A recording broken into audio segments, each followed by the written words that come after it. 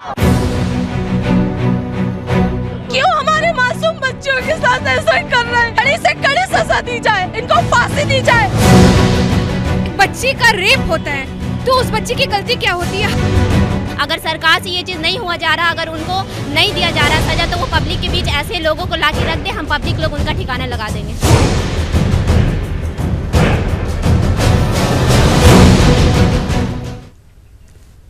Break के बाद एक बार फिर आपका इस्तकबाल करते हैं। मुल्क में आबरूरेजी के खिलाफ बिला तफरीक मजहब मिल्लत एहतजाजी मुजाहरों का सिलसिला जारी है। उन्नाव और कठुआ इस्मत रेजी के वाकयात ने मुल्क में जानियों के खिलाफ इनकलाब बर्पा कर दिया है। और आपको बता दें कि स्वाति मालीवाल जो कि 5वां दिन है उनकी हड़ताल का, वो भूख हड़ताल कर रही हैं। इसी को लेकर उनका कहना है, उनका मानना है कि जब तक खातियों को सज़ा नहीं दी जाती तब तक वो एहतजाज जारी रखे हुए रहेंगी। और साथ ही साथ हमारे साथ कई मेहमान भी जुड़ चुके हैं, इस खास मुद्दे पर बातचीत करेंगे, उनका तारुफ भी कराएंगे। लेकिन इस वक्त हमारे साथ हमारी नुमाइंदा नीलू सिंह जुड़ चुकी हैं, जो कि स्वाति मालीवाल के हमरा मौजूद हैं। क्या कुछ नीलू सिंह वहाँ पर देख पा रही हैं आप? स्वाति मालीवाल की तबीयत कैसी है इस वक्त और क्या कुछ उनका कहना है? बिल्कुल, मैं यहाँ पर इस वक्त मौजूद हूँ। स्वाति मालीवाल जी इस वक्त मेरे साथ मौजूद हैं। आज 5वां दिन है आज अनशन का, और मैं आपको बता दूं कि उनकी तबीयत बहुत अच्छी नहीं है।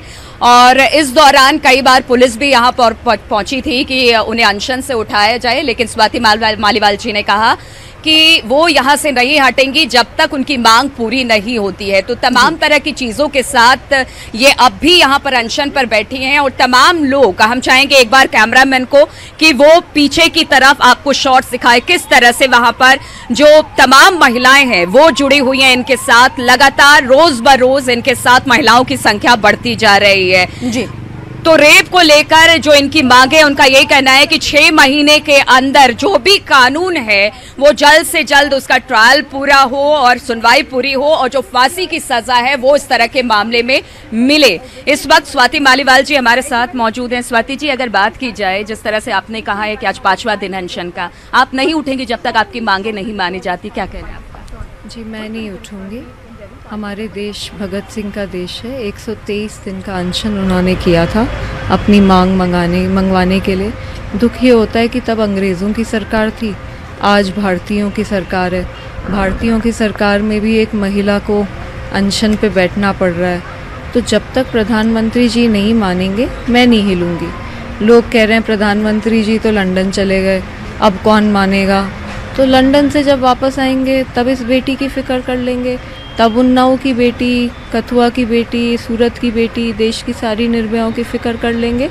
तो जब तक वो इस देश को ये नहीं बताते टाइमलाइंस के साथ कि कैसे पुलिस की जवाबदेही, कैसे पुलिस के रिसोर्सेज, कैसे फास्ट ट्रैक कोर्ट्स बढ़ाएंगे, और कानून जब तक नहीं लाते जिससे कि 6 महीने के अंदर छोटे बच्चों के बलात्कारियों को फांसी हो, मैं नहीं उठूँगी। तो कहना है, जैसे सरकार कह रही है, अभी तक उसने 5वां दिन है आपके अनशन का, लेकिन अभी तक कोई सुगबुगाहट दिखाई नहीं दे रही है। आपकी तबीयत भी बहुत अच्छी नहीं है और बार बार पुलिस भी आपको यहाँ पर उठाने पहुँच रही है। ऐसे में क्या लगता है कि लंबा वक्त भी खिंच सकता है, फिर भी आप इसी तरह से चल रही हैं? जी, तबीयत पैरामीटर्स से नहीं होती। वैसे तो मेरे पैरामीटर्स नॉर्मल है, तबीयत जज्बे से होती है। तो मैं अभी भी पुलिस को बोल रही हूँ कि 5 किलोमीटर की रेस लगाएं मेरे साथ, मैं उनसे तेज़ दौड़ूंगी।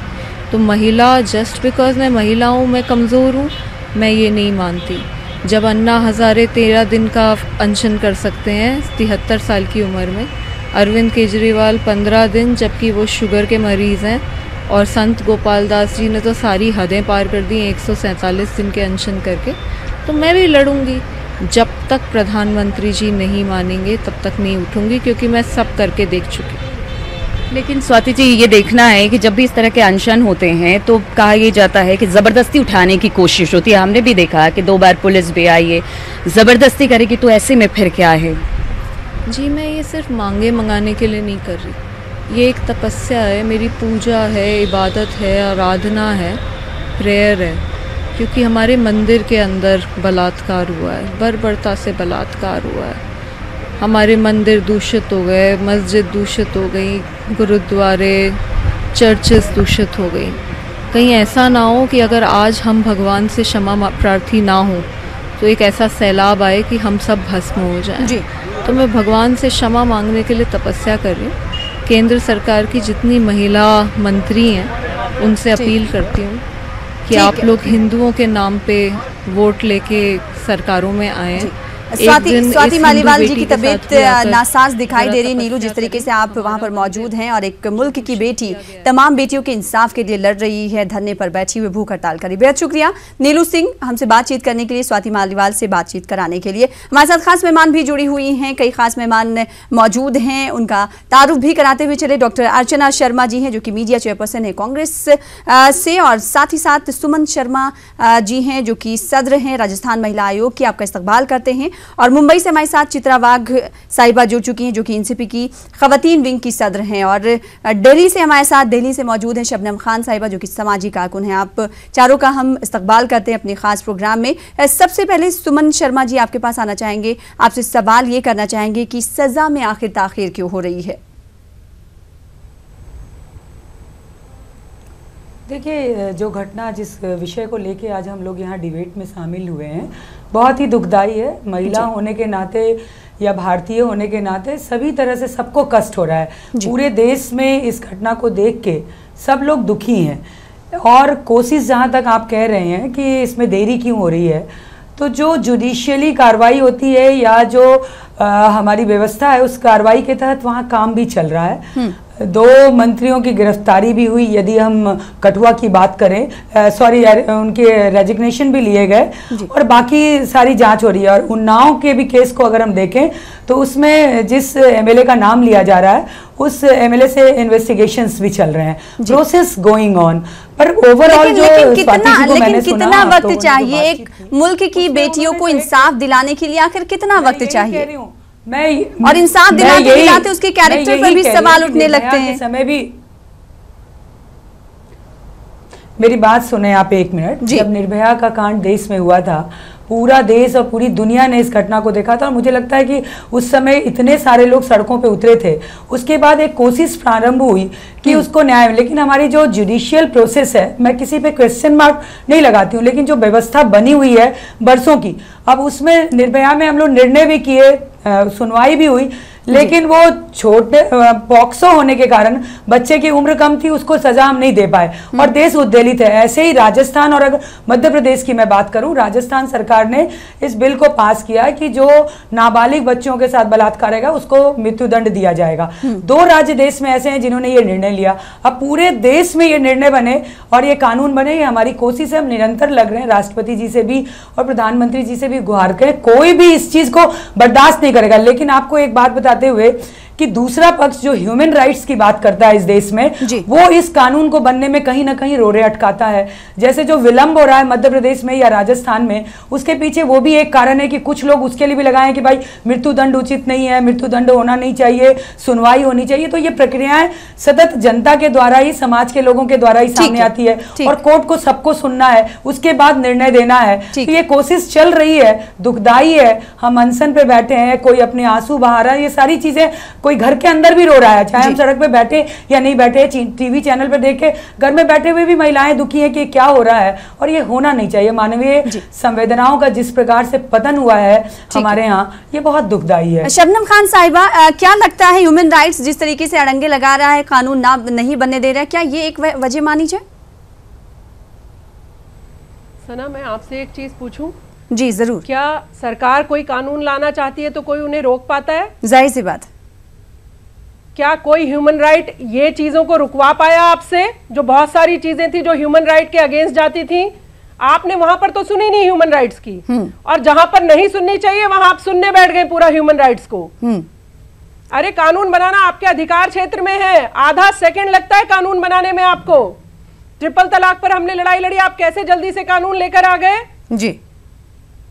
तो आपकी मंशा पर यहाँ सवाल खड़े होते हैं। यहाँ ह्यूमन राइट या सोशल एक्टिविस्ट या मीडिया की बात नहीं है, यहाँ पर बात है कि आपकी इच्छा शक्ति कि मेरा एमएलए होगा तो बचाया जाएगा, तेरा एमएलए होगा तो फांसी पर टाका जाएगा। नहीं, ये कानून जो देश का है राजनीति को नहीं छोड़ेंगे ना। सुप्रीम कोर्ट में अगर कानून हम बना के राष्ट्रपति के पास भेजते हैं और राष्ट्रपति के पास कोई पिटीशन लगाता है तो उसको सुनने का कर्तव्य राष्ट्रपति को भी है। कानून की जटिलता बड़ा दुख हो रहा है ना, अभी आप इनकी थोड़ी और आगे भाषा सुनिए, ये सीधा पॉलिटिक्स से जोड़कर अभी बातें करनी शुरू कर देंगी।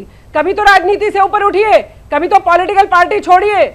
अरे उस बच्ची का, कभी कोई कहेगा मुसलमान बच्ची थी, सासाराम वाली हिंदू बच्ची थी। क्यों भाई, वो बच्ची सबकी बच्ची नहीं है, देश की बच्चियां नहीं है, वो हमारी सबकी बेटियां नहीं है। वो जी कोई तिरंगा झंडा लेके निकल पड़ा है कि वो नाबालिग को बचाने के लिए निकल रहे हैं। क्या चल रहा है ये देश में? ये तो सरकार की जिम्मेदारी बनती है ना सना जी। तो सरकार कुछ नहीं करेगी, हाथ पे हाथ धर के बैठेगी और बातें बनाएंगे यहाँ पर बैठकर। जी चित्रा वाघ जी, आखिर सरकार लेट लतीफी से काम क्यों लेती है? मुल्क की बेटियों का सवाल है, तहफ्फुज़ का सवाल है। जब उन्हें सिक्योरिटी नहीं मुहैया कराई जाएगी तो वो कैसे सेफ रहेंगी? आखिर इसमें सरकार लेट लतीफी से क्यों काम कर रही है? चित्रा वाघ साहिबा, 10 दिन में उसको फांसी दीजिए, चाहे कुछ भी दीजिए, करिए तो गठित कुछ। चित्रा साहिबा, आपको आवाज हमारी मिल पा रही है? देने वाली घटनाएं पूरे देश में लगातार। जी मेरी आवाज आ रही है मुझे, आपको मेरी आवाज आ रही है? जी मिल पा रही है, जी कहिए। हेलो जी। दिल दहला देने वाली घटनाएं पूरे देश में घट रही है, हर राज्य में हो रही है। बेटी बचाओ का नारा लगाने वालों का जो असली चेहरा है वो सामने आया है।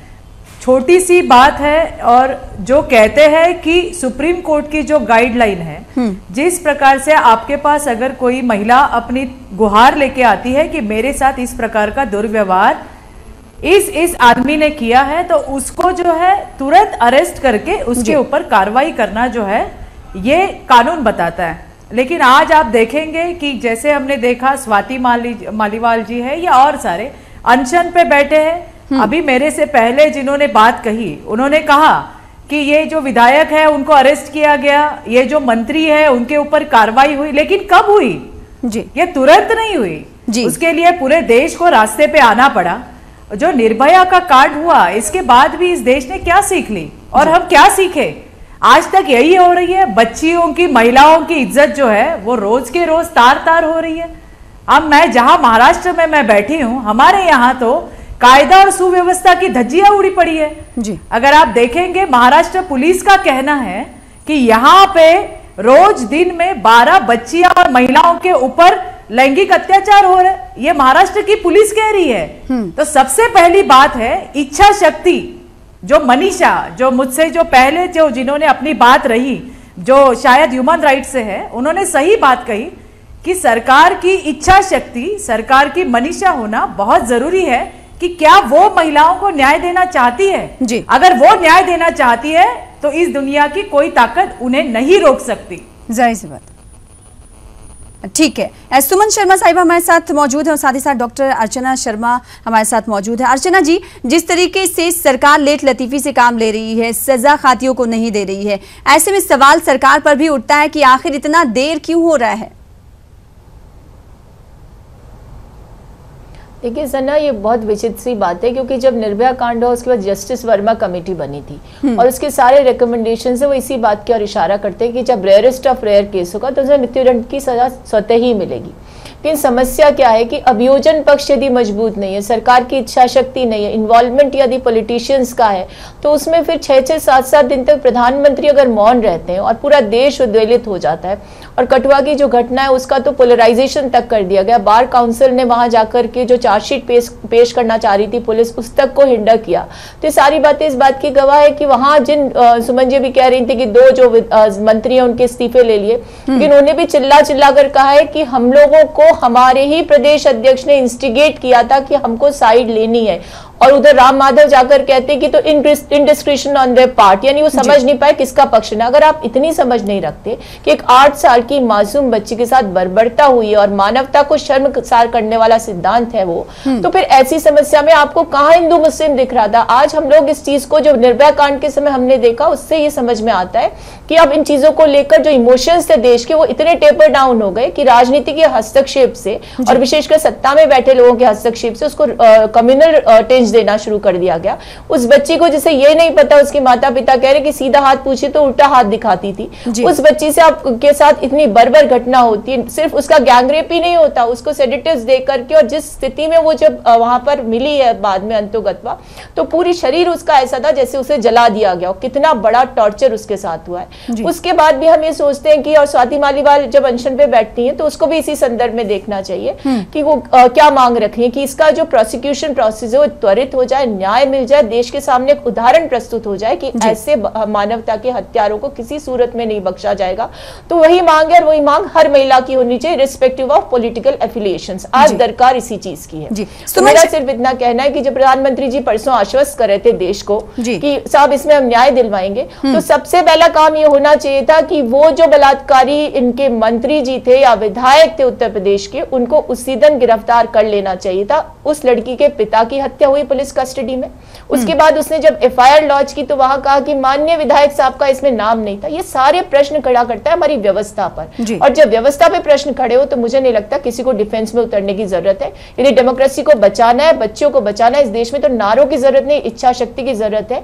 और ये कहने की 12 साल से कम बच्चियां उम्र की होंगी तो उनके जो परपेट्रेटर्स हैं उनको फांसी दी जाएगी, ऐसा कहने की आवश्यकता नहीं, करके दिखाइए। सिर्फ कानून इससे पास मत करिए कि आपको इसका पॉलिटिकल माइलेज मिल जाए। आपको यदि इच्छा शक्ति है तो अमेंडमेंट हो चुका है 2012 के क्रिमिनल एक्ट में, उसी को अक्षरशः लागू कर दीजिए। अभी मैं सुन रही थी हमारे महाराष्ट्र से जो सदस्य बैठी हो, बिल्कुल सही कह रही है, वहां की पॉपुलेशन के हिसाब से वहां ये आंकड़ा बिल्कुल सही है, क्योंकि हमारे प्रदेश में भी प्रतिदिन 3 मासूम बच्चियों के साथ लैंगिक हिंसा होती है, लेकिन उसको न्याय कौन दिलवाए? यहाँ तो सीबीआई जांच का कमिटमेंट करके सरकार ऐसे कंडीशंस को प्रेजेंट करती है कि लोकल पुलिस चार्जशीट प्रस्तुत कर देती है, और इस बच्ची की जो सीबीआई जांच होनी थी, जिसका मर्डर हुआ ब्रूटल, जिसमें राहुल गांधी जी यहाँ आए थे, उसमें सरकार ने ऐसी परिस्थितियां निर्मित की कि सीबीआई खुद विड्रॉ करती है। कैसे सुमन शर्मा जी, आखिर सरकार ये क्यों नहीं देखती कि वो किस चीज का मुलजिम बनाया गया? आखिर सरकार ये क्यों देखती कि किस ओहदे पर वो फायज है?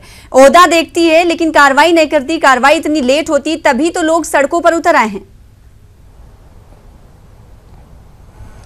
देखिए, पहली बात तो मैं ये कहना चाहूंगी कि इसको पॉलिटिकल एजेंडा मत बनाइए। मुझे आप लोग ऐसा शो कर रही हो कि मैं यहाँ कोई पॉलिटिकल पार्टी को नहीं पॉलिटिकल पार्टी रिप्रेजेंट नहीं, हम ये नहीं कह रहे, हम आपसे सीधे तौर पर सुनिए, मेरी बात सुनिए, हम आपसे सीधे तौर पर सवाल कर रहे हैं, और महिला अगर ऐसा होगा तो ये सोचने पर मजबूर हो जाती है जनता की। सना, मेरी आवाज तो आप सुन लें। जी बोलिए। मैं कह रही हूँ ना, जो प्रोसेस है वो एक दिन में निर्मित नहीं हुआ इस देश में। जी। अगर मैं ये बात रखूं तो आप कहेंगे कि भाई आप सरकार में हैं, आप अपने आप को बचाने की कोशिश कर रही हैं। बचाने की शबनम जी और चित्रा जी जो बात कर रही हैं, देश के हालात अगर ऐसे बने हैं, ये एक दिन में निर्मित नहीं हुए हैं, ये बात तो कहनी पड़ेगी। कोशिश बहुत दुर्भाग्यजनक है। मैं बार बार ये कह रही हूँ कि बेटियों, चाहे सासाराम की बेटी हो, चाहे कठुआ की बेटी हो, चाहे कहीं की भी बेटी हो, बेटी बेटी होती है, उसको जाति, धर्म, रंग, पार्टी और रंग से मत रंगिए। लेकिन देश के कानून की जो प्रक्रिया है उसको भी गति देने की हम सब लोगों की कोशिश होनी चाहिए। आज शासन में हिंदू पार्टी क्या होती है? जो पार्टी सरकार में है वो हिंदू पार्टी है, मुस्लिम पार्टी, ऐसी भाषा का प्रयोग हम लोग कर रहे हैं, ये भी अच्छी बात नहीं है। जो भी पार्टी शासन कर रही है, जो भी सत्ताधारी लोग हैं, उनको इस पे एक्शन लेना चाहिए, और ये हम सब लोगों की मांग है, इसमें ये नहीं है। लेकिन जो प्रोसेस है, उस प्रोसेस से बियॉन्ड जाके इच्छा शक्ति थी, इसलिए राजस्थान सरकार ने मृत्यु दंड का प्रावधान किया। इच्छा शक्ति थी इसलिए मध्य प्रदेश में मृत्यु दंड का प्रावधान किया गया। इसके पहले क्यों नहीं किया गया? ऐसा थोड़ी कि इन 3 वर्षों में ही इतनी हत्याएं, इतनी बलात्कार, इतना सब कुछ होने लगा। पहले सब कुछ एकदम ऑल इज वेल था। तो इस तरह का माहौल क्रिएट नहीं करना चाहिए। हम सबको मिलके ये कोशिश होनी चाहिए कि हमारे देश में, हमारे राज्य में बेटियां सुरक्षित रहे, चाहे कोई भी पॉलिटिकल पार्टी हो। गलत तो गलत ही है, और हम लोग सब मिलके महिलाओं की आवाज बनके अगर आज सड़क पे उतरे हैं तो रिएक्शन भी हो रहा है। आप लोग का कहना है तो ये अच्छी बात है ना, रिएक्शन हो रहा है। 2 मंत्रियों का इस्तीफा हुआ, लेकिन राहुल गांधी कैंडल मार्च किए पर उस पार्टी के अध्यक्ष का उन्होंने इस्तीफा नहीं मांगा जो इस चीज में शामिल हुए। आप कह रही हैं कि मैं किसी पॉलिटिकल पार्टी को रिप्रेजेंट नहीं कर रही है, फिर बात कर रही है पॉलिटिकल पार्टियों की। तब हम पॉलिटिकल बातें करते हैं। मैं नहीं चाहती पॉलिटिकल बात करना, लेकिन राहुल फिर आप बीजेपी और कांग्रेस यहाँ पर कर रही है ना। किसी को नहीं बख्शा जाएगा। आएगा। महिला उत्पीड़न में जो संलग्न होगा उसे किसी को नहीं बख्शेंगे। राजस्थान तो वो उदाहरण है जहाँ पे आसाराम जैसे व्यक्ति को भी हमने सलाखों के पीछे डाल दिया और आपके डिग्निटरी है वो जाकर के उसके पक्ष में वकालत करने के लिए तैयार हुए। ये दोहरा चरित्र नहीं चलेगा। दोहरा चरित्र नहीं है। यूपीए गवर्नमेंट की जिससे क्रिमिनल अमेंडमेंट एक्ट लाकर के इस चीज को सुनिश्चित किया। पॉक्सो एक्ट को किसने स्ट्रिंजेंट बनाया? अरे आप मुझे बताइए कि आपके उस मंत्री विधायक के लिए आज भी प्रशासन माननीय शब्द इस्तेमाल करता है। आप क्रिमिनल लॉ अमेंडमेंट एक्ट को क्यों नहीं लागू करते? 2012 सारी चीजें चल रही है। क्या होता है इसमें? जाली सलाखों के पीछे बस की बात थी और क्या? वो कह रहे हैं खुलेआम कितने विधायक लोग थे गलत बोल रही है। आज तक रिमांड लिया गया था क्या? रिमांड लिया गया। याद दिलाने कांग्रेस की देने की आज महिलाओं की सुरक्षा के कानून बने। आपका देखिए आपका कलर। शबनम खान साहिबा 2 लीडरों ने इस्तीफा दे दिया। क्या ये कार्रवाई मानी जाए? सिस्टम में बदलाव आखिर कब आएगा और कैसे आएगा? देखिए एनसीआरबी का डेटा बता रहे हैं मध्य प्रदेश और राजस्थान प्रतिस्पर्धा करे महिला उत्पीड़न में। जी तो बहुत अच्छी मीठी मीठी बात कर रही थी दी, लेकिन फिर वहीं पर पहुंच गई है दोनों। जी इनको जनता से कोई लेना देना नहीं है सना। बेटियां मरे कटे, उनका अपराध चाहे जघन्य हत्याकांड हो जाए, बलात्कार हो जाए, इनको किसी को कोई लेना देना नहीं है। घूम फिर के अपने राहुल गांधी और घूम फिर के अपने मोदी जी के पास पहुंच जाएंगी। मैं आपसे ये कह रही हूँ कि किसी भी प्रशासनिक अधिकारी को मोदी जी का या किसी और राहुल गांधी का किसी की सुनवाई करने की क्या जरूरत है? जी आप फौरन तुरंत कार्रवाई खुद करने के लिए सक्षम है महाशय। जो पुलिस अधिकारी वर्दी लगा के रखता है ना सना, उसकी खुद की जिम्मेदारी है। वो क्या घटना घटी है उस पर स्टैंड ले सकता है, किसी को भी अरेस्ट कर सकता है कानून के तहत। जिम्मेदारी की पालना हो रही है। आप नेताओं से संचालित होते हैं क्या? संचालित करते हैं क्या? और ये 2 बहनें जो भिंडी बाजार बनाकर बैठी हैं, माफी मंगवाइए इनसे। इन दोनों भिंडी बाजार वाली बहनों से माफी मंगवाइए। किस तरीके के दोनों चिंताएं कर रही हैं? जब बेटियों का मामला है तब भी इनको राहुल गांधी और मोदी जी ही याद है। बस जाहिर सी बात, हम यहाँ पर पॉलिटिकल डिबेट करने के लिए नहीं बैठे, हम बात करने के लिए यहाँ पर इसलिए बैठे हैं कि आखिर बेटियों को इंसाफ कैसे मिलेगा और कब मिलेगा? क्या कानून का डर अब खत्म हो गया है? और खत्म हो गया है तो क्यों खत्म हुआ है और कैसे खत्म हुआ है? शबनम साहिबा, क्या लगता है कि सिस्टम में बदलाव नहीं हो रहा है? कानून का डर आखिर क्यों खत्म होता जा रहा है? लेकिन पिक एंड चूज आप लोग करते हो। सासाराम की बेटी के लिए कोई नहीं बोल रहा है, कठुआ की बेटी के लिए। सुमन शर्मा साहिबा थोड़ी से वक्त के लिए रुक जाइए। अधिकारियों को काम क्या करवा रहे हैं? जाइए एनकाउंटर कर दीजिए। उनका एनकाउंटर करवाइए ना जो बलात्कार कर रहे हैं, उनको तो आप बचाने के लिए निकल पड़े तिरंगा लेकर। तो ये सारी पार्टियों को मिलकर कि वो वाला केस होगा तब हम लोग बाहर निकलेंगे। जो तिरंगा लेके गए उनके खिलाफ कार्रवाई हुई, फायदा आएगा तब बाहर निकलेंगे। जो तिरंगा लेके गए उनके खिलाफ कार्रवाई हुई। आपको छोड़ना पड़ेगा ये सब। लड़कियों की बात पर सिर्फ लड़कियों की बात करनी पड़ेगी आपको। और जो महिलाएं हैं, लड़कियों की बात हो रही है, लड़कियों की बात हो रही है। चूड़ी भेजी थी दामनी पर प्रधानमंत्री को, आज क्यों नहीं भेज रही है चूड़ियां? तो आपको ये बांट कर काम नहीं करना होगा। और सुषमा देश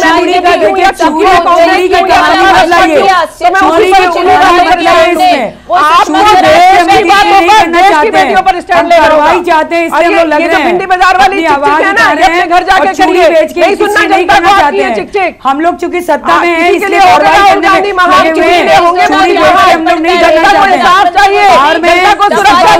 कार्रवाई हो रही है, इन्वेस्टिगेशन हो रहा है, कार्रवाई की प्रक्रिया चल रही है। लेकिन ठीक है, कार्रवाई हो रही है, इन्वेस्टिगेशन चल रहा है, लेकिन इतनी देर क्यों? सवाल ये उठ रहा है सुमन शर्मा जी, सवाल ये उठ रहा है कि कार्रवाई हो रही, ठीक है 2017 से कार्रवाई हो रही, लेकिन कब तक कार्रवाई होगी? लेकिन कब तक कार्रवाई होती रहेगी? मुल्क की बेटियों को इंसाफ कब मिलेगा? नंबर तो बन गए पार्टी। कार्रवाई जल्दी होगी, सब कुछ दूध का दूध ठीक है और पानी का पानी सामने आएगा। चित्रा वाघ साहिबा काफी देर से कुछ कहना चाह रही है, उनका रिएक्शन ले लेते हैं। एक मिनट, थोड़े से वक्त के लिए रुक जाइए। चित्रा वाघ साहिबा कुछ देर से कहना चाह रही, कुछ देर कबल ही वो बार बार इशारा कर रही थी कुछ कहने के लिए। चित्रा वाघ साहिबा, क्या कुछ कहना चाह रही हैं आप? देखिए, ऐसा है कि जो पक्ष में है उनको विरोधक जो है वो सवाल जरूर पूछेंगे और सत्ताधारी जो है उनको इसका जवाब देना है। ये पूरे देश जवाब मांग रहा है, ये कोई पार्टी जवाब नहीं मांग रही है। कानून का प्रावधान है, कानून बनाया गया हुआ है क्या, लेकिन उस कानून का वो जो नए जो अमेंडमेंट लॉज में आए हैं क्या उसका इम्प्लीमेंटेशन हो रहा है या नहीं ये देखना बहुत जरूरी है। मैंने भी महाराष्ट्र राज्य महिला आयोग पे काम किया हुआ है, हमें पता है कि हमारे अंदर कितनी पावर है, हम सुमोटो के अंतर्गत भी काम कर सकते हैं। फिर सवाल यही उठता है, क्या हमें न्याय देने की मनीषा है, हमारी इच्छा शक्ति है, तो हम सब काम कर सकते हैं। अगर यहाँ पे इसी तरह की बहस चलती रही तो इसका कोई नुस्खा निकलने वाला नहीं है।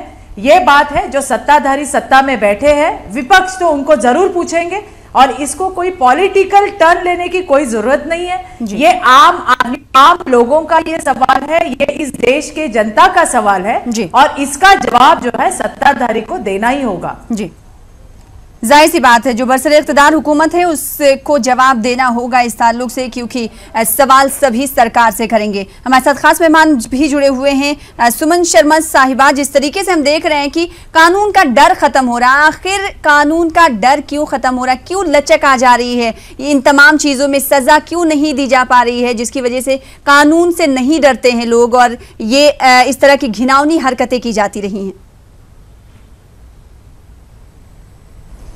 देखिए सना, मैं एक बात कहना चाहूँगी, चित्रा जी ने बिल्कुल सही कहा कि जो पावर में होते हैं उनको जवाब देना, उनकी अकाउंटेबिलिटी होती है और उसी अकाउंटेबिलिटी के तहत कार्रवाई भी हो रही है और जवाब भी देंगे। ये जनता का सवाल है, ये केवल ऑपोजिशन का सवाल नहीं है, ये मैं भी समझती हूँ और मैं भी मानती हूँ। दूसरा, आपने कहा कि कानून का डर क्यों हो रहा है। जुडिशियली पे हम लोग को बोलने का राइट नहीं है, हम लोग बोल भी नहीं सकते।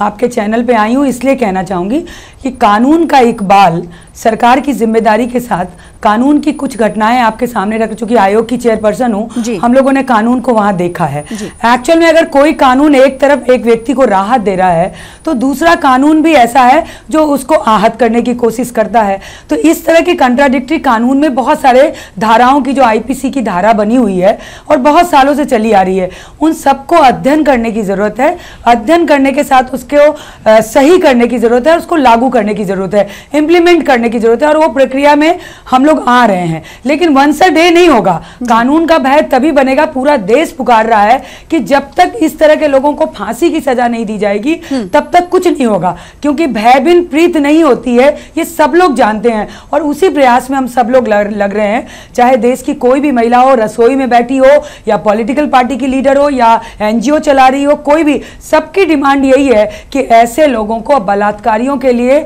उनको सीधे फांसी के तख्ते पे पहुंचाने की आवश्यकता है और ये मेरे ख्याल से हम लोग सब लोग लग रहे हैं और ये जल्दी होना चाहिए। मेरी भी ये मांग है आयोग की तरफ से, हमने भी लॉ मिनिस्टर को लिखा है, प्रधानमंत्री को लिखा है और हम लोग इस प्रोसेस में लग रहे हैं। ठीक है, मुल्क में एहतजाज भी किया जा रहा है, मुख्तलिफ मकामात पर एहतजाज किया जा रहा है, लोग सड़कों पर उतर आए हैं। शबनम साहिबा, हम देख रहे हैं पूरा मुल्क जो है एहतजाज में शामिल है और लोग बेटी बचाओ का जिस तरीके से नारा दिया गया था उसको लेकर तनकीदें भी कर रहे हैं। ऐसे में सिस्टम पर भी सवाल हो रहा है। आखिर फिर से सवाल वही बन रहा है कि आखिर देरी इतनी क्यों होती है, एक बेटी को इंसाफ क्यों नहीं मिलता है, एक बेटी के मुतासरा के अहले खाना को इंसाफ क्यों नहीं मिलता है। क्या हम पाकिस्तान से भी पीछे रह गए, जो पिछले दिनों कसूर में एक बच्ची के साथ हुआ था? देखिए सना, इंसाफ तो तुरंत मिल जाए अगर प्रशासनिक अधिकारियों को उनका काम करने दिया जाए। प्रशासनिक अधिकारियों को तो ये अपने शेल्टर में रखते हैं कि जैसा हम कहेंगे ये देश, वैसे तो सारे नेता उठ कर कहते हैं कि संविधान से चलता है, लेकिन संविधान को भी तो आप अपनी जेब में रखकर चलते हैं। आप अपने हिसाब से संविधान का इस्तेमाल करवाते हैं अधिकारियों से भी और खुद भी इस्तेमाल करते हैं। तो आपको ये सब चीजें छोड़नी होंगी। कम से कम मैं आपके न्यूज़ 18 के माध्यम से अपनी सरकारों से गुजारिश करना चाहूंगी कि प्लीज महिलाओं के, बच्चों के जब ये जघन्य हत्याकांड हो जाते हैं, इन मामलों में तो थोड़ी संवेदनशीलता बरतिए। इन मामलों में तो आप हस्तक्षेप मत करिए, इनमें भी आप सारे पॉलिटिकल लोग कूद कूद कर आ जाते हैं। इसमें रोटियां मत भांजिए प्लीज। इसमें लड़की को न्याय मिले, इसके लिए सबको प्रयासरत होना होगा। और वो प्रशासनिक अधिकारी जो वर्दी लगाता है वो इतना ताकतवर होता है कि वो जो सच्चाई है जो उसने जमीन पर देखी वो उसको आगे बढ़ाए। क्यों किसी नेता के प्रेशर में आता है? कोई नेता अगर उस पर प्रेशर बनाने की कोशिश करता है सना, तो आजकल सोशल मीडिया इतना बड़ा वो है, कोई बात नहीं, वर्दी जाए तो जाए, बोलूंगा सच। कम से कम पुलिस अधिकारी इस तरीके की चीजों पर स्टैंड ले। तो मुझे लगता है कि बहुत सारी चीजों को खंगालने की जरूरत है और इच्छा शक्ति मजबूत होना नेताओं की।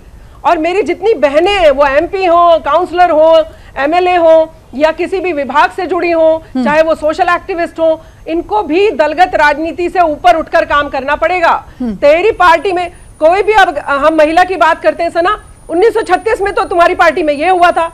अरे छोड़िए ना 1936 में क्या हुआ था, आज वाली बेटी को इंसाफ दिला लीजिए। चलिए 36 में नहीं दिला पाए तो, पर इन सब चीजों पर आप सबको थोड़ा लड़कियों का मर्म समझना होगा, थोड़ा उनका जख्म देखने के बाद आपको यहाँ पीड़ा होनी चाहिए, दर्द होना चाहिए आपके दिल में, ना कि राहुल गांधी और मोदी और इन सब के चक्कर में फंसाएं आप। एक स्टैंड लीजिए बड़ा सा, अगर मेरे देश की बहनें भी स्टैंड ले लेना बड़ा, कोई भूख हड़ताल की जरूरत नहीं है। क्यों भूख हड़ताल करेंगे हम लोग खा पी के लड़ेंगे आप लोगों से, हमें क्यों बैठना पड़ेगा भूख हड़ताल पे जी। हम सारी बहनें खा पी कर आपके वहां पर धरना देंगी, आपकी नींव ईंट से ईंट बजा देंगी। ये जज्बा होना चाहिए सारी बहनों में, ये मोटिवेशन, ये जज्बा, ये मोटिवेशन, ये जज्बा, ये मोटिवेशन कैसे आएगा? क्योंकि एक ही प्लेटफॉर्म पे हम देख रहे हैं यहाँ पर ही कांग्रेस और बीजेपी हो रहा है, तो बेटियां कैसे उन्हें इंसाफ दिला पाएंगे? शबनम साहिबा देखिए सना, एक चीज आप समझ लीजिए, जरूरत नहीं है, हम सब बहनें, हम 4 बहनें बैठी हैं, हम 4 बहनें 400 करोड़ के बराबर हैं। आपको हमारी आवाज 400 करोड़। अर्चना जी आपके पास आएंगे, आपके पास आएंगे, लोगों के बराबर आपके पास आएंगे जी। ये कब तक चलेगा? हमारी सना जी, हमारी आवाज 400 करोड़ लोगों के बराबर है। अगर हम चारों बहनें मिलकर एक सुर में ये कहें कि पॉलिटिक्स नहीं, सिर्फ बेटियों को न्याय मिलना चाहिए जी। मैं आपके माध्यम से कह रही हूँ सना, तीनों बहनों से, वो जो वहां से महाराष्ट्र से, वो एकदम सही बात कर रही हैं। ये सब भी निर्णय लें कि हम आज से मोदी जी और राहुल जी इस मामले में नहीं करेंगे। आइए हम सब बहनें हाथ में हाथ डालकर खड़ी होंगी, स्टैंड लेंगी कि किसी बेटी के साथ अगर कोई घटना घट गई, हम सारी पॉलिटिकल पार्टी, सोशल लोग उस जगह खड़े नजर आएंगे उस लड़की के साथ। देखिए आप कैसे बदलाव आएगा अगर आप और हम सब एकजुट होकर। ये 400 करोड़ लोगों की आवाज है, चैनल के माध्यम से आवाज जाना, समझिए सरकार के कान खोल देते हैं यहाँ पर हम लोग। अब बड़े बड़े लोगों को न्याय मिलते देखा है मैंने आपके माध्यम से। तो प्लीज सारी बहनें साथ आइए और ये सब छोड़ दीजिए प्लीज राजनीति। आज जरूरत है आप और हम सब एकजुट हो और एक साथ मिलकर हाथ में हाथ डालकर सरकारों की नींव हिलाएं कि अगर आपने लड़कियों की सुरक्षा के मामले पर नहीं संवेदनशीलता दिखाई तो हम किसी को भी इस कुर्सी पर बैठने नहीं देंगे। क्या आपका वो बनता है? आप जरा सी सुरक्षा अगर नहीं दे पाएंगे तो क्या फायदा है इतने बड़े बड़े नेताओं का मलाईदार कुर्सियों पर बैठने का, बड़ी बड़ी गाड़ियों में घूमने का, इतना बड़ा अपना तामझाम लेकर घूमने का। खुद की बेटी अगर बाहर जाती है तो 10 गार्ड साथ जाएंगे, देश की बेटियां बाहर जाएंगी तो जाइए आप किसी के भी भरोसे चली जाइए, आपको नोच के खा जाएंगे कौवे, कोई बात नहीं, आपको कोई दर्द नहीं होगा। आपको इच्छा शक्ति मजबूत करनी होगी। जी हाँ, हम देंगे अब न्याय, नहीं होगी राजनीति इस मुद्दे पर। देखिए आप कोई हिंदू मुसलमान की बात करने लगे, भेजिए उसे जेल, दीजिए उसको भी फांसी पर टाकिए साथ में अपराधी के साथ, देखिए फिर बदलाव आएगा। थोड़ी इच्छा शक्ति मजबूत तो करिए। ठीक है अर्चना शर्मा जी, कुछ देर से आप कुछ कहना चाह रही थी, जिस तरीके से शबनम साहिबा ने कहा कि इच्छा शक्ति मजबूत करने की जरूरत है, हमें किसी के सामने भीख मांगने की जरूरत नहीं, अगर हम ही मुत्तहिद हो गए, इकट्ठा हो गए तो हमें इंसाफ जरूर मिलेगा। अर्चना जी बिल्कुल, देखिए सना, इसमें क्या दौरा है, ये महिला शक्ति बहुत बड़ी शक्ति होती है, लेकिन हम लोग जब कोई मुद्दा आता है, कोई ऐसा दर्दनाक हादसा आता है, तब तो हम एक्टिवेट हो जाते हैं। अभी माननीय उच्चतम न्यायालय में एक याचिका लगी और डोमेस्टिक वायलेंस एक्ट को डाइल्यूट कर दिया गया, उस समय कोई नहीं बोल रहा। आप समझिए कि उसमें कहा गया कि अल्टीमेटली यदि बॉडी हार्म है, बॉडीली हार्म पहुंचने की संभावना है, तब महिला को इमीडिएट उसकी शिकायत पर अरेस्ट किया जाएगा, अदरवाइज एक कमेटी गठित की जाएगी।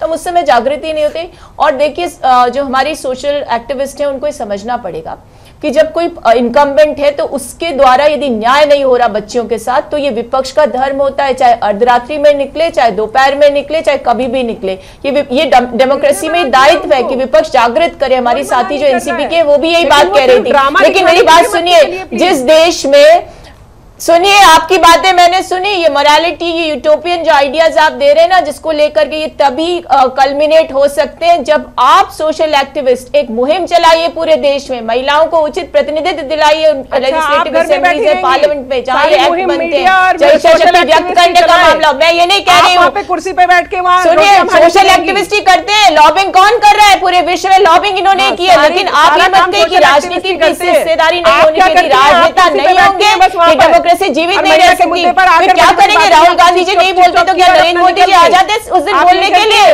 आप लोगों के कहने से नहीं हो रहा ना, सोशल एक्टिविस्ट को आपके कहने से नहीं हो रहा। राजनीति में बैठी सशक्त महिलाएं इस कानून को बनवा सकती है। आप लोग क्यों नहीं गए, क्यों नहीं पूछा निर्भया कोष का आवंटन क्यों नहीं हो रहा?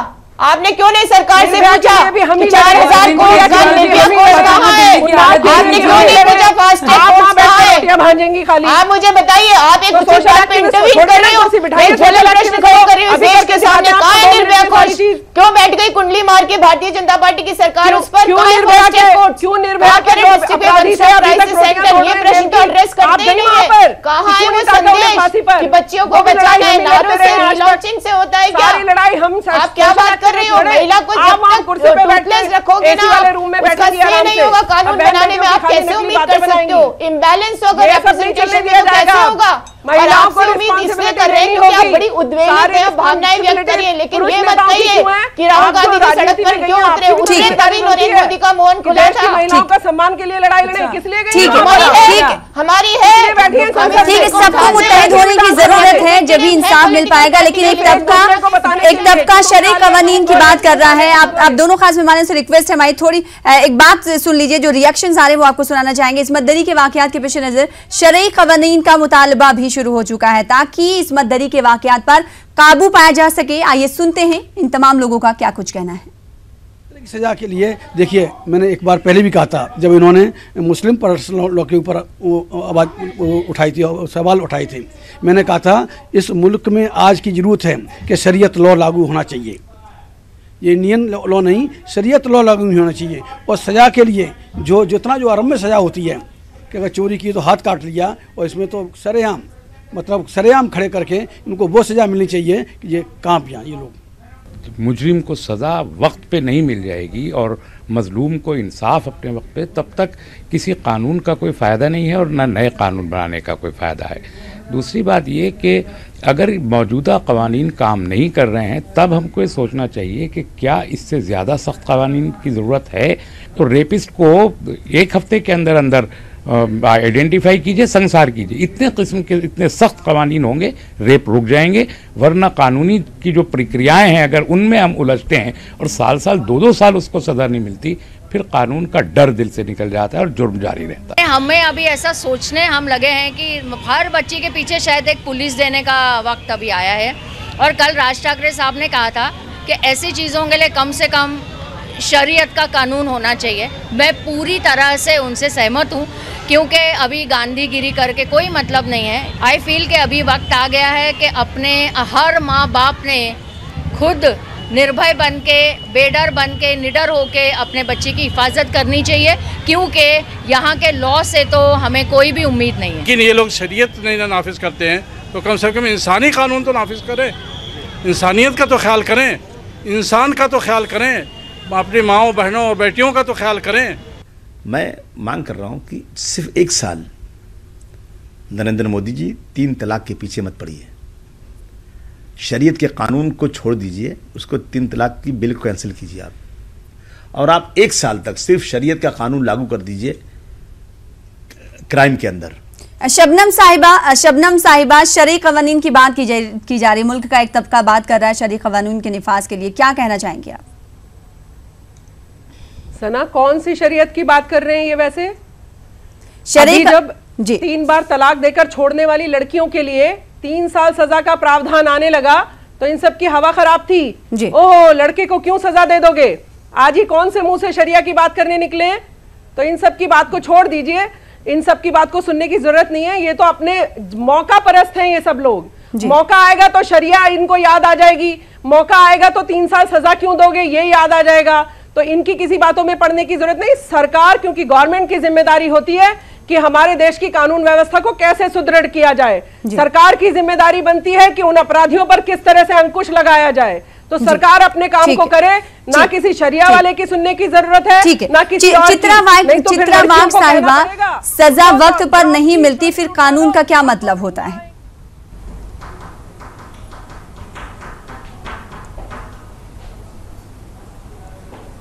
चित्रावाग साहिबा, आपको आवाज हमारी मिल पा रही हो? तो आपसे सवाल हमारा ये है कि सजा जब वक्त पर ना मिले तो फिर कानून का क्या फायदा समझा जाए? जी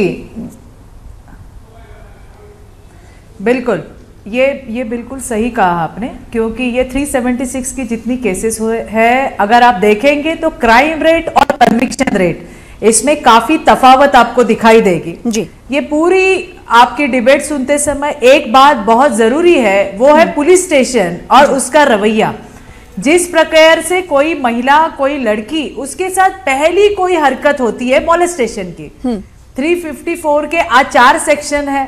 जब वो बच्ची जाती है पुलिस स्टेशन कि मुझे छेड़ा गया या मुझे और कुछ मेरे साथ दुर्व्यवहार किया गया, लेकिन इन बातों को आज भी पुलिस स्टेशन में बहुत लाइटली लिया जाता है। और तभी ये जो करने वाले जो लोग हैं, ये इनमें से छूट जाते हैं और इनका मनोबल और बढ़ जाता है। आप समझिए इस बात को कि मेरा कोई कुछ बिगाड़ नहीं सकता, ये एक बार उनके दिमाग में बैठ जाता है, उनकी हिम्मत बढ़ जाती है। और ये 376 की वारदातें जो है वो लगातार घटती हुई हमें नजर आ रही है। इसलिए ही कानून हम कहते हैं कि जिस प्रकार ये ऐसी घटना घटती है तो हम कहते हैं नहीं, नया कानून आना चाहिए। कानून है हमारे लिए, सीआरपीसी, आईपीसी, सारे लॉज वहां पे है, पर क्या उसका इम्प्लीमेंटेशन ठीक से हो रहा है? और इन सारी घटनाओं के बीच में पुलिस की जो ड्यूटी है और पुलिस का जो रोल है वो बहुत अहम है। क्या पुलिस अपना रोल अच्छी तरह से निभा रही है? अगर ये हम ठीक से देखेंगे तो आपको जो है आगे की सारी कार्यवाही जो है वो न्याय मिलने में बिल्कुल दिक्कत नहीं होगी। चार्जशीट कब फाइल होती है, स्टेटमेंट कैसे लिए जाते हैं, जबकि निर्भया के बाद जितने अमेंडमेंट आए हैं कि विक्टिम को पुलिस स्टेशन नहीं जाना है, पुलिस जाएगी घर, किसी को पता भी नहीं लगेगा। लेकिन फिर भी आज क्या हो रहा है, क्या पुलिस जा रही है? आज आप देखिए किस प्रकार से 376 के केसेस है, आप देखिए 354 के केस कितने बड़े हैं, और इसके ऊपर हम कुछ बोलेंगे या ऐसी सारी वारदातें होने के बाद ही हम आवाज उठाएंगे? जब ये छोटी छोटी बातें शहर में हो रही है तभी उनके ऊपर आवाज उठाना बहुत जरूरी है, ऐसे मुझे लगता है। जाहिर सी बात है, बेहद अच्छी बात आपने कही, बेहद शुक्रिया। आप हमारे साथ बनी रही, आपको आपके पास शायद वक्त की कमी है, बेहद शुक्रिया हमारे साथ जुड़ने के लिए और तफसील से बातचीत करने के लिए, अपना व्यू रखने के लिए। शबनम साहिबा, आपके पास आना चाहेंगे। जिस तरीके से चित्रा वाक साहिबा ने कहा कि लड़कियां जो है मॉलेस्टेशन के केस को लेकर अगर पुलिस स्टेशन जाती हैं, लेकिन वहां पर अगर बात की जाए, अगर बाहरी तबके की बात की जाए, तो लोग उसके कैरेक्टर पर ही सवाल उठाने लगते हैं। जहनियत को कैसे चेंज किया जा सकेगा? जहनियत को चेंज करने में चाहे समय लगे, लेकिन नजीर कौन पेश करेगा? हमारे देश के नेता पेश करेंगे ना। नजीर क्या पेश कर रहे हैं? लड़कों से तो गलती हो जाती है, देखिए वो लड़की क्योंकि उसकी बाइक पर बैठकर गई थी इसलिए वो आवारा लड़की हो गई, तो आपको इनको भी सजा देनी होगी।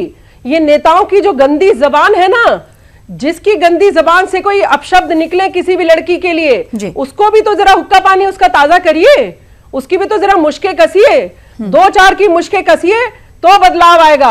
वरना जब नेता ही खड़े होकर अपराधियों का साथ देने लगेंगे और कहेंगे कि कोई बात नहीं, आपने ऐसा कर लिया, हम आपको बचा लाएंगे, तो फिर आप सोचिए अपराधी तो निरंकुश हो जाएंगे। ठीक है, लड़कियों के लिए आपका जमीर जागना बहुत जरूरी है।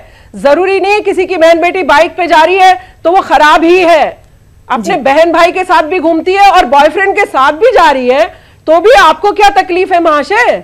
तब भी आप सुरक्षा नहीं देंगे उसे, ये कहकर छोड़ देंगे क्योंकि वो बॉयफ्रेंड के साथ जा रही थी तो उसका कोई कुछ भी बिगाड़ लीजिए। अर्चना शर्मा जी, क्या लीडरों की छत्र छाया में अपराधियों के जो बिल्कुल फल फूल रहे हैं? जी, फल फूल रहे हैं, उनके हौसले बुलंद हो रहे हैं।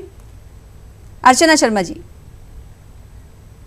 देखिए बिल्कुल सही बात है, ऐसा नेक्सस देखने को मिलता है कभी राजनेताओं के साथ, कभी प्रशासनिक अधिकारियों के साथ। अभी तो कई घटनाएं, एनकाउंटर के मामले में एक वीडियो वायरल हुआ जिसमें कि पुलिस अधिकारी एक अपराधी को संरक्षण देते हुए कह रहा है कि मैं तुम्हें इंटीमेट कर रहा हूं कि तुम्हारा एनकाउंटर हो सकता है। फिर वो खुद भी कई चीजों में संलिप्त है। तो मुझे सिर्फ इतना कहना है अर्चना शर्मा जी, देखिए ये सारी, फिर तो पार्टी को पार्टी को एक स्ट्रेटजी बनानी चाहिए कि अगर कोई भी लीडर उसकी पार्टी में है वो इन तमाम चीजों की तरफ ध्यान नहीं देगा, अगर देगा तो इस तरह की कार्रवाई होगी। क्रिमिनल्स को उठा के तो सना जी पार्टियां तो बनाएंगी, तब बनाएंगी जब हम डिस्कार्ड करना शुरू करेंगे। एक मिनट शबनम जी सुनिए पूरी बात। हमको ये नहीं कि राजनीति करते हैं तो बिल्कुल ब्लाइंड फॉलोवर्स हो जाते हैं किसी चीज के। मैं स्पष्ट रूप से कहूं, इसमें देश की जनता की भी जिम्मेदारी है। उसके एंटीसीडेंट्स को चेक करिए, आपके सामने जो खड़ा है उसका बैकग्राउंड देखिए, उसको सेलेक्ट करिए। लेकिन होता क्या है, धन बल बाहुबल के आधार पर लोग चुनाव जीत रहे हैं, क्रिमिनल्स चुनाव जीतते हैं। अभी एडीआर की रिपोर्ट आई कि कितने सांसद है जिन पर न जाने कितने हीनियस क्राइम के आरोप लगे हुए हैं उसमें। तो ऐसे में देखिए पूरा जो सिस्टम है उसकी ओवरहॉलिंग की जरूरत है। सबको मिलकर के इस चीज के लिए काम करना। अरे आप फिर सुनना नहीं चाहती हैं, फिर लगता है कि आप ही सब कुछ समझती हैं। कानून बना हुआ है, चित्रा जी सही कह रही थी, इम्प्लीमेंटेशन होगा तब उसको सब कुछ सही किया जा सकता है। राजनीतिक अभिन्न हिस्सा है डेमोक्रेटिक सिस्टम में, राजनीति अकाउंटेबल होगी तब सारी चीजें जो है वो सुनिश्चित हो सकती हैं। इसकी बहुत सारे पहलू है, समय की सीमा है। इससे मैं कहना चाहती हूँ कि हम नागरिक के रूप में, सिर्फ राजनेता नहीं है हम लोग, हम भी नागरिक है, महिलाएं, हम सबका दायित्व है कि हम इस चीज को पहचाने कहां पर ये रॉट है, क्यों ये रॉट इतना ज्यादा बढ़ता जा रहा है कि इस तरह से फैल गया कि कम्युनलाइजेशन हो गया रेप केस का, मर्डर केस का। तो ये हमारे लिए भी इंट्रोस्पेक्शन का समय है। और इंट्रोस्पेक्शन का समय इसलिए है कि जब हमें व्यवस्थित करना है सब कुछ, तो जिन एक्ट्स को बना चुके हैं उनके कॉन्ट्रडिक्शन को ढूंढने की जगह उनकी पॉजिटिविटी को ढूंढिए, टाइम बाउंड उसका निस्तारण करिए, सारे उसका प्रोसिक्यूशन को टाइम बाउंड बनाइए। और जो लोग इन चीजों में लूपहोल्स ढूंढ करके और बाहर निकलने का रास्ता देखते हैं उन पर नकेल कसने की आवश्यकता, उनको स्टिग्मेटाइज करने की आवश्यकता है। और अगर कुछ करना ही है तो मैं चाहती हूं कि जो समाज सेवी है सुप्रीम कोर्ट में अपील करें कि ऐसे लोग जिनके ऊपर आरोप लग चुके हैं, जिन्होंने चाहे लड़कियों की स्टॉकिंग की हो, ईव टीजिंग की हो, उन तक को राजनीति में भागीदारी से रोका जाना चाहिए। सामाजिक कार्यकर्ता की जानिब इस तरफ ध्यान देने की जरूरत है ताकि क्रिमिनल्स जो है, जो ओहदे पर, बड़े बड़े ओहदे पर फायज हैं, वो फायज ना हो सके। इस ताल्लुक से इस तरफ ध्यान देने की और दिलाने की जरूरत है। बेहद शुक्रिया आप खास मेहमानों का हमारे साथ जुड़ने के लिए और इस खास बहस में हिस्सा लेने के लिए।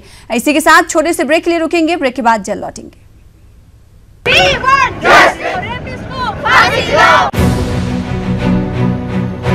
क्यों हमारे मासूम बच्चों के साथ ऐसा कर रहे हैं? कड़ी से कड़ी सजा दी जाए, इनको फांसी दी जाए। बच्ची का रेप होता है तो उस बच्ची की गलती क्या होती है? अगर सरकार से ये चीज़ नहीं हुआ जा रहा, अगर उनको नहीं दिया जा रहा सजा, तो वो पब्लिक के बीच ऐसे लोगों को लाके रख दे, हम पब्लिक लोग उनका ठिकाना लगा देंगे।